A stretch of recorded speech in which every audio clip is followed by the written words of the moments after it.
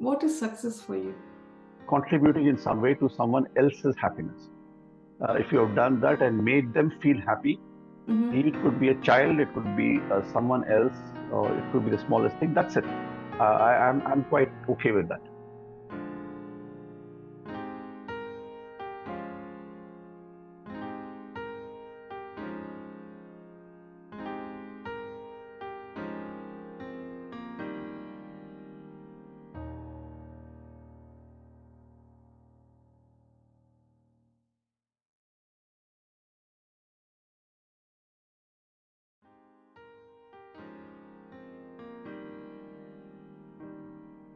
Good morning, friends. Welcome to Chat with Chithra. Hope you're all well. I'm delighted to introduce my guest on this episode of Chat with Chithra Season 2, Mr. Vasudev Murthy. He's an author of the Yoga Sutras Simplified and also the CEO of a consulting firm and an animal activist. Welcome to Chat with Chithra Season 2, Mr. Vasudev Murthy. How are you today? Very well, thank you. It's an absolute pleasure and honor to be here with you. I appreciate this opportunity. Namaste. Firstly, my hearty congratulations to you on this book. Thank you. Thank you.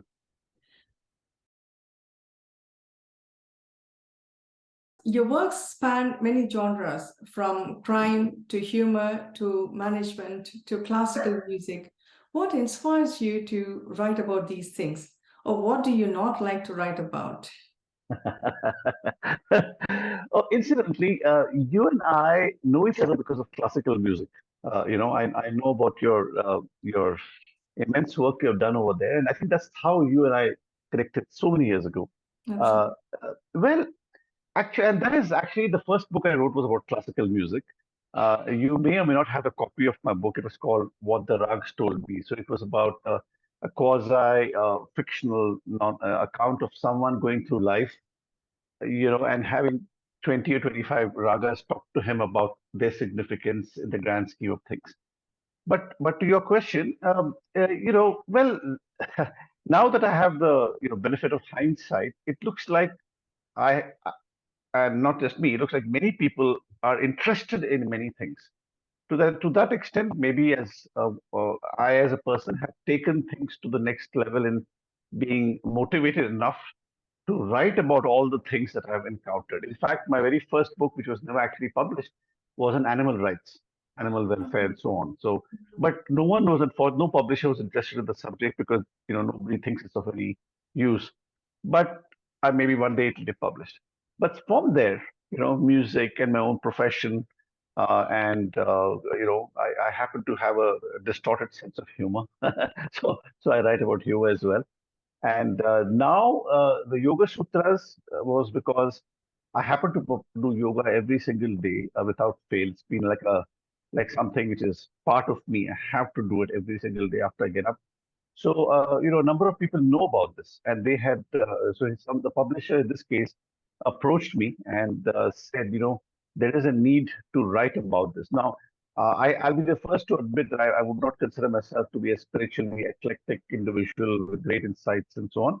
Not at all.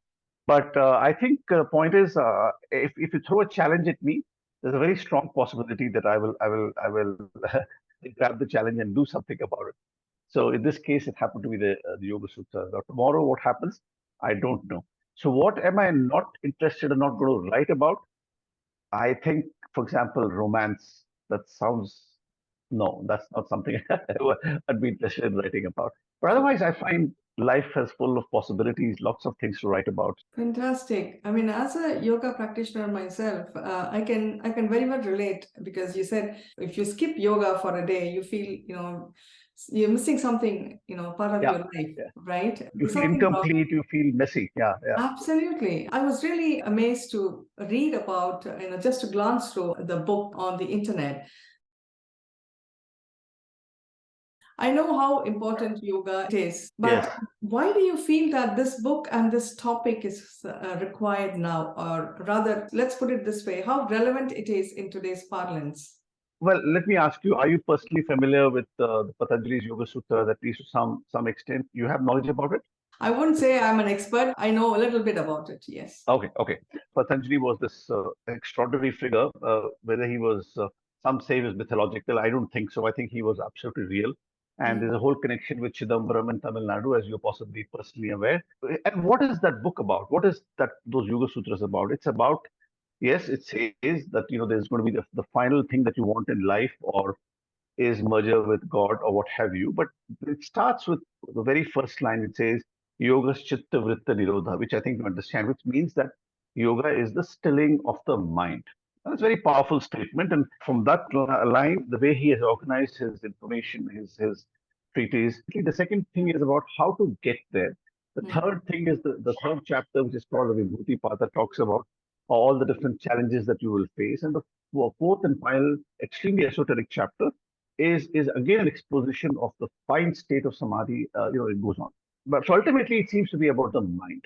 Yeah. Given that today, Chitra, given that today it is practically impossible for you or me, for anybody else, to be able to focus on anything for more than 4 or 5 minutes max.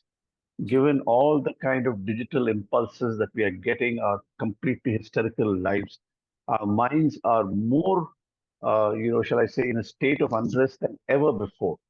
Sure. Right. And then people keep talking about, we need mental health. Of course, we do all those things, and that's also an acknowledgement that our minds seem to not be able to bear that kind of onslaught of thoughts, onslaught of stimulation, and all. It's just getting to be very difficult for people to manage so many thousands of things, and it's increasing day by day by day. Right.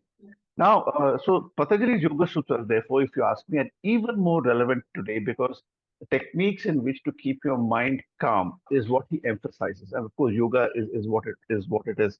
So, what does yoga do ultimately? Yes, it's supposed to, one part of it is about keeping yourself fit and so on. So, no one can argue about that. But the other kinds of, the other seven limbs of yoga are a beautiful roadmap to achieve peace of mind in a practical way, not just from sermons or trying to say you must be a nice person, etc. No, this is actually a way you can go about it, and you will end up feeling better and more capable of handling, what the mind is being subjected to on such a regular basis. But I think that's why today in 2023, Patanjali is even more relevant. I wish he were here. You were spot on, because we hear a lot about, addressing mental health issues. We might be physically healthy, but there is no health without, both the physical and Indeed. mental health combined, right? Quite And so. I feel yoga, as you said rightly, it is a path that would really help us to calm ourselves. It is the need of the hour. We need to. And if I may take your point for just a little bit further, it's very fashionable today to talk about emotional intelligence. You know, what is that? Now everybody's an expert. So we have these pop psychology things. Everyone thinks they're a master of mental health. And emotional intelligence is this concept, which of course I'm sure you may be familiar with. It says, what is my current state of mind? What am I thinking about? And then therefore, it's like Chithra coming out of herself and watching Chitra's mind evolve. What is she thinking about, right? So that is a very beautiful thought, which is valid. I don't think there's anything wrong with it. But what I want to say is that these points have been talked about by Patanjali 2,500 years ago. He said, your mind will be subject to the following 5 kinds of changes. And this is what you need to do about it. So he's given us methods to deal with it. He's explained to us in a scientific way. It's not just soft, cloudy stuff. It is practical stuff, and it's emotional intelligence taken to the greatest of most beautiful, subtle levels. Just a And I'm sure after reading your book, many of them might even take yoga as a part of their life. Yeah. Oh, Yeah. yes. Writing books provide people with information and makes knowledge more accessible. But surely Indeed. along this process, you too would have gained something valuable. What is the most important thing that you have learned during the book writing process? Are you talking about book writing in general, or writing for the Yoga Sutras particularly? You can say both. Okay, let me start with the overall thing, and then I'll come to the Yoga Sutras. Please. I'll preface that by saying that the opportunity to write about the Yoga Sutras came at exactly the right time. So I would say the hand of destiny has something over here. Okay, so if I examine my earlier work and I examine how I have grown, I suppose it's a word, as a writer. The first forays into writing Chitra are marked by a lack of confidence, are marked by lower risk taking. It's like you want to conform to a certain way that you believe writing has to be done. Mm. You have models to or patterns to follow. I think it's all good. You wish you were like so and so writer. You try to ape that writer. You try to be like that writer. So that is the initial kind of a very tentative kind of examination into the whole business of writing, right? And Mm. as success comes to you, whatever success is, I'm talking about writing, little drops at a time, where the next book comes along, and then the next comes along. Certain interesting changes happen, right? You take greater risks. Okay, you come into your own, so to say. Okay, and you become relatively smarter about saying more in less. Sure. So that, which is to some extent helps the editor at the end of the day, because you understand brevity, you understand structuring, you understand pacing yourself as a writer. If you're given a particular target, you already now know what your productivity is, and therefore you work go according to a plan, assuming that you're that kind of a person. Which Mm. is why it's quite interesting that if I look at my seventh book, which is about humor, it is called the Ramgarh Literary Festival. It is a completely satirical, nonsensical take on the publishing industry. Oh. Basically, I make fun of writers, poets, literary festivals, publishers. I take pot shots of them in a very irreverent way. It was published by HarperCollins a few years ago. Right. Okay, now would I have had the guts to write about it in my first book? No. The answer is no, because I'm taking pot shots at the very people who are about to publish me. Right? Mm. So I wouldn't have had the guts. I wouldn't have had the style, the kind of ability to crack the jokes that I have in that book. I would have not taken that risk, right? So that was seventh book. It became funny, where I could take chances and say, no, I don't care what people think. So that was the seventh book. Mm. Now coming to this specific book. Now, because this was a very very challenging assignment. I was called by the publisher, and they requested me to please write for them. Okay, that was Jayco, because I had not thought about this. It just came out of the blue. Again, like I said, it's probably serendipity and a very wonderful thing. The publisher said, "Look, I know that you're much into yoga, and I know that you have written all these things.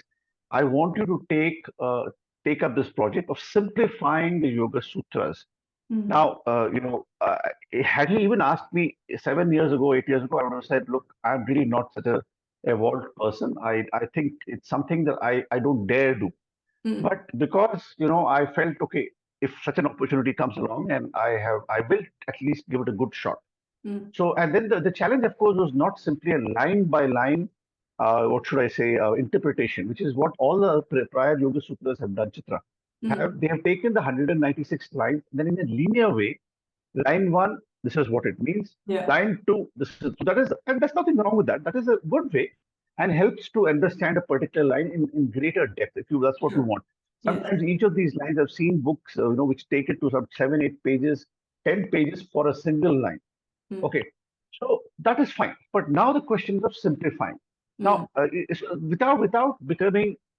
without reducing such an important treatise to nonsense, how do you keep the essence and still write it in a way which a reader can absorb? Now, here is an important point in my journey. In your earlier time, you want to write because you think writing is my expression of creativity and this is what I am. You rarely think about the reader. Now, the is flipped. You need to think about how a reader reads, especially in 2022, 2023, when the attention span is very, very little. When they have so many other options available to read, how do you retain their interest? Otherwise, if I were to do exactly the same way, Chitra, as others greater men than I have written, then what would have happened is somebody who doesn't know Sanskrit, Mm. somebody who is unfamiliar with Devanagari, if I did it the conventional way, where you have a Sanskrit line in Devanagari and you read it, if you don't know these things and you get lost in the esoteric explanations, Sure. then after about, let's say, 4 or 5 pages, an average reader, when I say average, I'm talking about an intelligent, good person who wants to read it, but doesn't have the tools available to understand. So Yeah. he or she will give up. And they'll say, it's a lovely book. I'm going to come back to it and let me put it in a bookshelf. And that's the end of the book. Mm. That is actually true. Many of us have books which we intend to read, but we don't have the tools and the training to know how, because reading also requires some training. So then the question is, how did I twist it around with confidence? This is an important point. It's part of the evolution. Is Mhm. I said, okay, what we need to do is take away the so-called pauses. When I say pauses, I'm talking about those kinds of things that which a typical book would cause the reader to pause. The minute the reader pauses, you have lost him or her, right? So I took this entire set of Devanagari and Sanskrit to the appendix, Okay. and then I talked about the central themes of, let's say, a collection of 20 sutras. I talked about a collection of 20 sutras at a time, or 20, 25 sutras. What are they generally talking about? I did not talk about Sanskrit. I talked about myself, its application to me, some personal stories. You're a musician. There's a lot of stuff about music. I've explained how music also is an important part of me and how yoga has helped and how this idea is reflective and so on. So personal anecdotes, graphics. I've used graphics, which I think is what people want Visual. today in the book. They want, visual. They want visual breaks, and they grasp information through graphics. So I put graphics at the end of every chapter. There are three things which I want the reader to say that yes, these are the three concepts that I read in this chapter. So this is, I don't know if it's a particularly creative way, but I think if I had tried to write this earlier, I couldn't have written it. I would not have had the confidence or the experience or the skills to be able to conceive such a design for the book. Because a book has to be designed also. You can't just start writing. You have to think about how, where, what, how much. So that, should I dare say, maturity, or maybe I say experience, I had then reached that this book then became something that I felt that I could write. And it was a very, very difficult write because the ideas are very complicated. And to simplify things, Chitra, I'm sure you'll agree, is actually pretty difficult. It takes time to take a very complicated idea and make it easy to understand without making a mockery of the idea. So it's amazing, very uninteresting as well. How long did you actually take to write this book? When did this all No, start? the answer may shock you a little bit. What happened was that when it came to me, the offer, so to say, the request came to me specifically in 2021, somewhere in April or May. Wow. Okay. Yeah.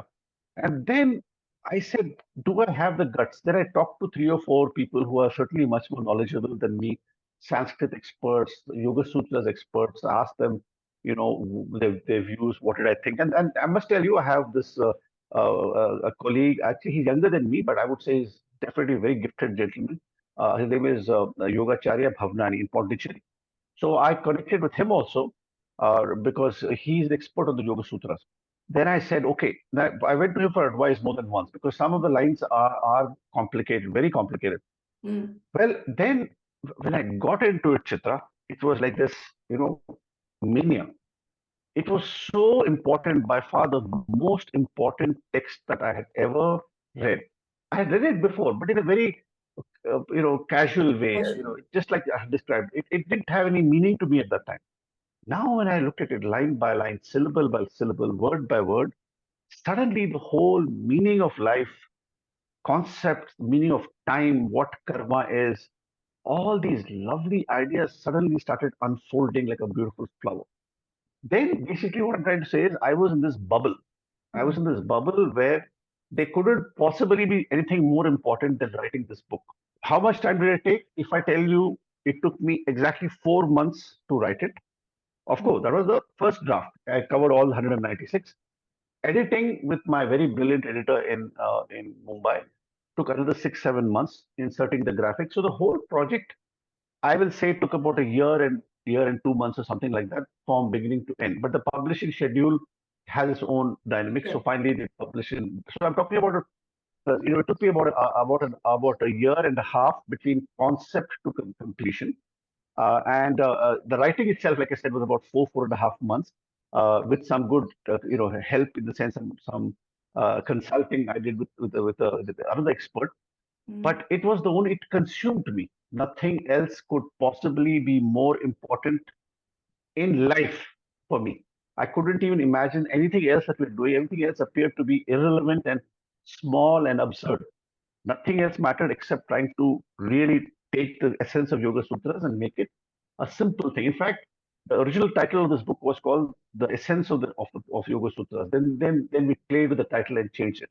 So extracting the essence especially when concepts like karma, what is time, like the way you and I think of time, which I'm trying to get rid of it as a linear progression, whereas Patanjali says it's not so at all. He describes it in a different way. Then you a true understanding of karma, a true understanding of the sources of sorrow, a true like that, the eight limbs, so everything, true understanding of pratyahara. So it was a very deep, immersive, and significant turning point in the way I looked at everything. So it was not surprising I was ever so productive. It must have been such an enriching experience. What really fascinated me when you mentioned your own story so that people can relate. If one can really relate those sutras to one's personal life and how it has benefited them, I think that makes it much more interesting and for the reader to come back. It's a great thing, and you have included the visual representations as well, so that is also Yes. quite interesting. If you can see this, I think that Yeah. can you see things like that? So they're very beautiful illustrations, and I want to read out just 4 lines. I won't take too Sure. much of your time. I want to Please. show you how I expressed this. So I'm actually reading the very first things. So I'm just 4 lines. When I Sure. was in college at Roorkee, IIT Roorkee, and then subsequently through my young adulthood, I went through frequent bouts of ill health. I was extremely erratic, I was easily upset, and suffered from extended periods of quiet misery.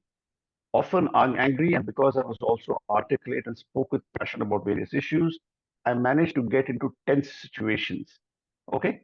I'm a violinist, and this fact unfortunately amplified my reactions to any situation quite unnecessarily, as musicians tend to be emotional, quote unquote. Some called me a rebel without a cause. It was not a compliment. So here I'm describing to you that, it was not that I was this great spiritually exalted person at a young age. Not on the contrary, absolutely on the other side. So that's why this had even more sense to me because I then understood that everything that I have been done is basically a reactive mode, and I'm working out a karma. I'm creating karmic baggage. So all this understanding had a profound impact on me in today, the way I try to respond to situations. I'm not always successful, but I have made an honest attempt. Yeah, I'm sure. And the entire process must have led you to find yourself, understand yourself much better, Quite so. isn't it? Quite so. Have you had a favorite work, I mean, here writing in particular to write about, and why is that? I think music is something I like to write about. Obviously, I like to write about music. It's as you know, our classical music has has stories behind them. Every raga has a meaning. Every raga is designed to evoke certain emotions in you. So all the raw material is already available in our classical music. All you need to do is convert those thoughts that come, and some of them you can't even pin it because it's so subtle, so personal. It's very difficult to translate it into words, but that's a challenge. Then, therefore, if you're a writer, then you do the making an attempt to properly comprehend and distill those beautiful thoughts. Yeah. That's a fantastic thing. That's a fantastic challenge. So yeah, I would say today if we talk about Raj Bihar, maybe that will result in something. 3 or 4 days from now, maybe Bhairav will be my flavor, and I want to Yeah. talk about it and write about it. You understand exactly what I mean. There are some artists. Nikhil Banerjee, for example. I don't know. I'm sure you heard of him. His sitar playing always was like a storytelling to me. It was like the way he was explaining it. Like he would say something. Of course, we know what the notes are. You and I can always tell because we know that. But over that there was a story that this happened and therefore this happened. It was like someone telling you a story. So I what I'm trying to say is that is the reservoir from which a lot I can write. If you challenge me on something, I'll probably be able to write about almost immediately because we know what it sounds like and what it's saying. I hope that made sense. Absolutely. When have you been most satisfied in your life? If you're able to help, and I have it happened a few times, especially animals who are not able to even say thank you, Yeah. that's when I feel satisfied. It could be a puppy, it could be an animal in distress, uh, you know, uh, and when you go and do that act, and there's no one go to thank you or say what a great job you had, that I think is the most satisfying thing for me. What is success for you? contributing in some way to someone else's happiness. If you have done that and made them feel happy, it could be a child, it could be someone else, or it could be the smallest thing. That's it. I'm quite okay with that, because if I go with the conventional description of success, which is nothing wrong with that, those ones seem to be, they come and they go, Yeah. come and go. They're not everlasting. They are intended to throw you off the track, which is, by the way, Patanjali talks about that. You know, the world outside is intended to distract you and all that stuff. So you can be consumed by these things that I have made a lot of money, or I have had this great disposition. I can always be sidetracked by all the stuff, but it is transient at the end of the day, and it is not true success. So again, if it is to contribute to somebody else's happiness in some small way, that, according to me, is success. Right. If you could tell your younger self one thing, what would you say? Well, I started this book by talking about the fact that I was extremely erratic and highly charged kind of a person who didn't have very much control over responses, reactions. So yes, I might have said, be a bit calm. Don't get so worked up about every possible issue. Having said that, Chitra, the fact of the matter is that I also think that unless I did what I did, I wouldn't have be able to understand why I was doing that. And, I wouldn't have been able to understand, for example, the Yoga Sutras. So that is happening for a purpose. Those responses, exaggerated, silly, stupid, ridiculous, whatever it was, happened for a reason. That lack of maturity. So it's happened. It's supposed to teach me a lesson. Perhaps it has, perhaps it hasn't. But that's where I will stop. Sure. How would you describe yourself in 3 words? Average, musical, energetic. Yes, I think I have. In fact, the fact, because that's not because of me. That's because of my yoga asana practice. That kind of thing that happens because I do what I do with great intensity. The spine, the movement of the spine, etc., contributes to constant energy, and people notice it, right? So, is it an attribute that I should take on myself? I don't know, but I would say that I seem to convey energy to people, but I won't take credit for it. I will give credit to my yoga practice. Fantastic. What would be your advice to the young writers out there if they want to embark on a journey following your inspiration? Output is a function of input. Specifically, what you read will have a direct impact on the way you formulate thoughts in your mind. And therefore your output, your actual writing, will reflect that, right? So I'll give you one example. There is a very brilliant writer called Yukio Mishima, okay, in Japan. Some people know about him, but he got the Nobel Prize in, I think, 71 or 69, I'm not very sure. But his writing, his translations anyway, I can't read Japanese, the translations are of such a high order. And the kind of way in which certain ideas are expressed and thoughts, contradictions, expressions, emotion, the way he has expressed it had an impact on me. And I wanted to write like him. Okay. So I tried to write like a Japanese, and I tried to see what would happen. I took Japanese motifs, all this kind of stuff I have done in the past.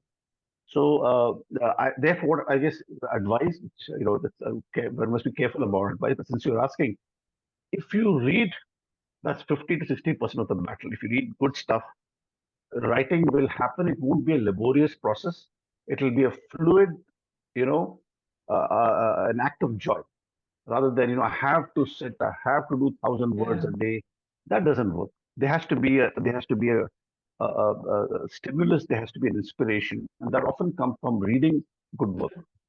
Yeah, this genuine passion to write comes from reading. I think so. Yeah, fantastic. So we're now going to move on to the second session which is called the lighter side of you.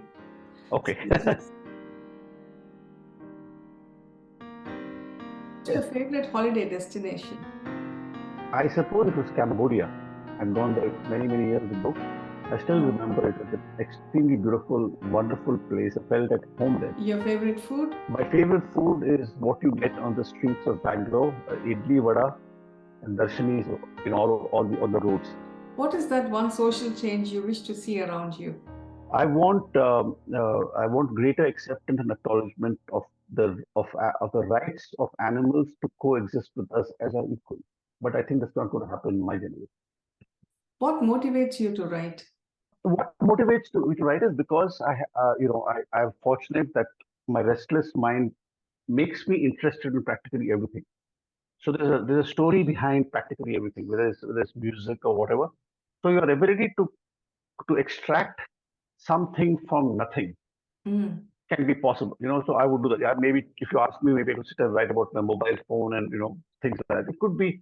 So basically, there is inspiration everywhere, and Mm. you can be motivated to write. Having said that, it is a Mm. fact that sometimes you're in the mood, sometimes you're not in the mood. Yeah. But largely, I am in the mood. Okay. Okay. What did you want to be when you were younger? I wanted to be a vet. All right. Okay. What would you choose between these two, coffee and chocolate? Coffee. Do you believe in luck? Previously yes, but now having having my eyes open to the larger issues, yes, there is a larger, something else is happening. So if you are destined to encounter certain things which you call luck, good for you, but there is a plan, a purpose. So now I possibly am not that, such a great believer of luck. I think you have to work towards it. You have to open your minds and things happen on their own. But if it doesn't happen, there's also a reason behind that. So I'm a little more philosophical about it. Absolutely. So with this, we come to the end of this lively chat. Thank you so much for your time and sharing your valuable insights on this very important topic on your book, Yoga Sutras Simplified. I wish you many more success in the years to come. Thank you, Chithra. Thank you, Chithra. I'm so delighted that you had actually a privilege that you asked me to have this conversation, and thank you so much. It's been an honor, and I hope to actually meet you someday in person as well. We have postponed that Absolutely. for Yes. many years.